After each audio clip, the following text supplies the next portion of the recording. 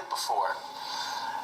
To whom it may concern, during my time in prison, I've done nothing but think what I've done to the fellow called and the names redacted. We know Mervyn Connor is writing about Murphy. Here, on the day he was poisoned, he says naming Murphy as the killer was a lie he couldn't live with. The police conclusion? Murphy made sure he didn't have to.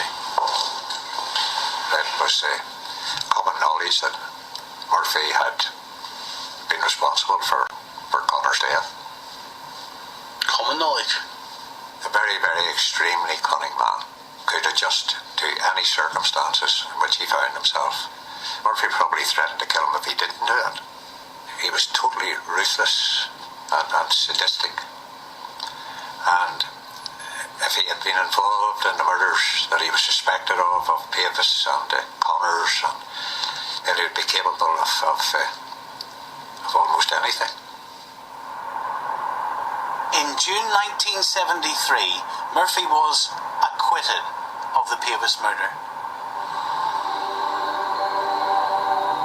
For the next 2 years, Murphy built on his reputation for utter ruthlessness.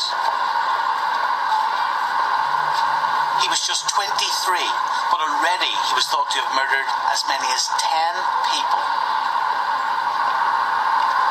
And he also set up his own unit. Its unofficial headquarters was here, Longbrook Avenue, right in the heart of the shankill.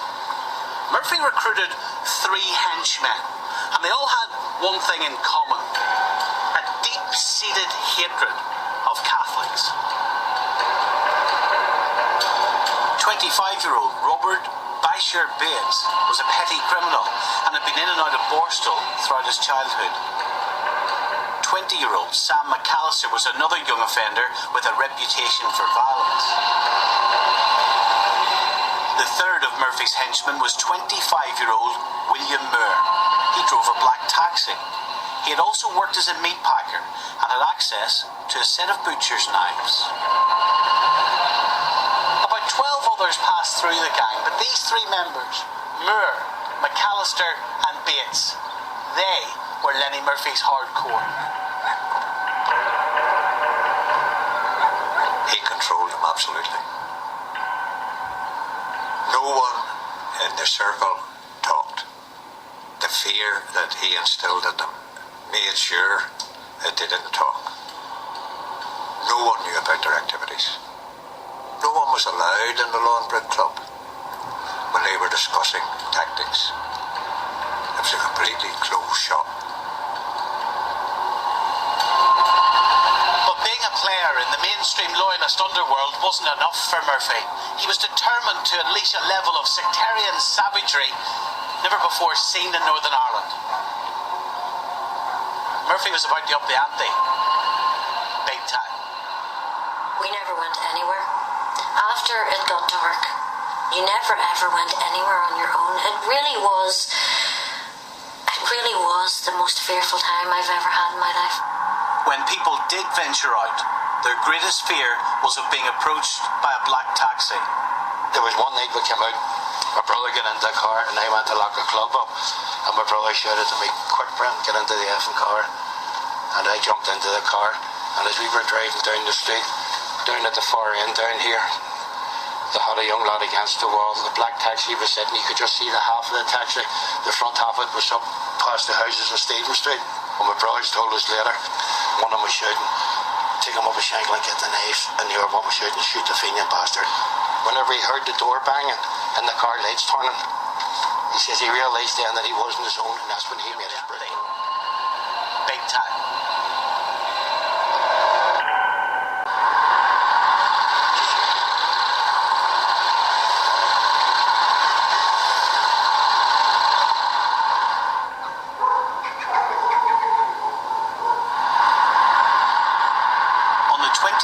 November 1975, the body of Frank Crossan, a North Belfast Catholic, was discovered by a Shankill resident. It was about 100 yards down that street in an entry. I saw this horrendous wound in the throat of the man. The blood was still oozing. It was absolutely grotesque.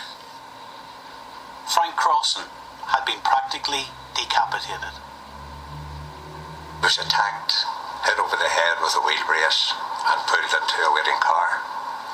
He was driven to an alleyway on the Shankill Road and his throat was cut. It was different. It was so savage, so barbaric. We would come across people being stabbed, attacks with knives. This man obviously had been overpowered and his throat deliberately slit open. Evil is the only way you could describe it. Just evil. Frank Crossan's body was dumped almost within sight of Tennant Street Police Station, where Jimmy Nesbitt was head of CID. This is a report on Francis Joseph Crossan, which was done by me in November 1975. He had cutthroat wounds, a number of cutthroat wounds, some of them quite superficial, but some quite deep, going back to the spine. So if you're wanting to kill a Catholic, it was very easy to identify one. Yeah, just anybody walking around here was a take. I was seen as a take, that's just the way it was. Thomas Quinn was the next Catholic to be abducted from Millfield. He'd been drinking in Brendan Brown's club the night he died. So on that night, what were your last memories of Thomas Quinn?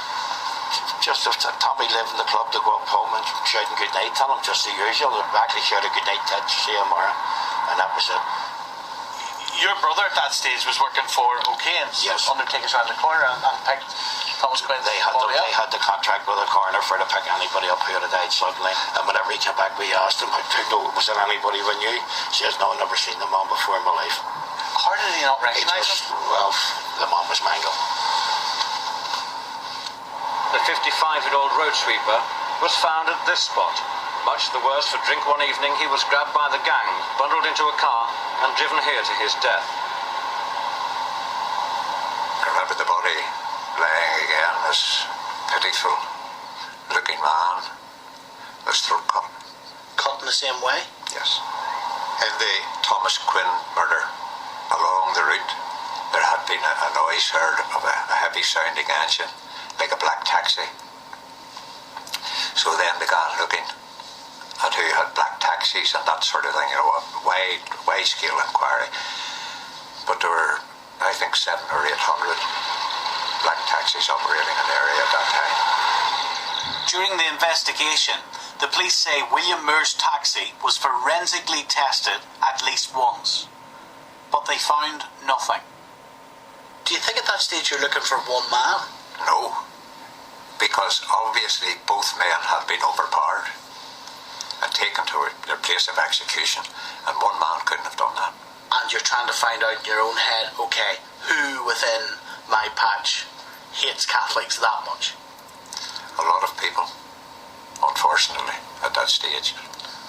An awful lot of names who could kill someone in such a brutal way. Well, there were hundreds of paramilitaries who resided in the area. Was Murphy or anyone like him remotely on the radar? He would have been on the radar, yeah. Why? Simply because, he was sort of a cunning boy. We knew he was in the UVF, but he very, very much kept a low profile.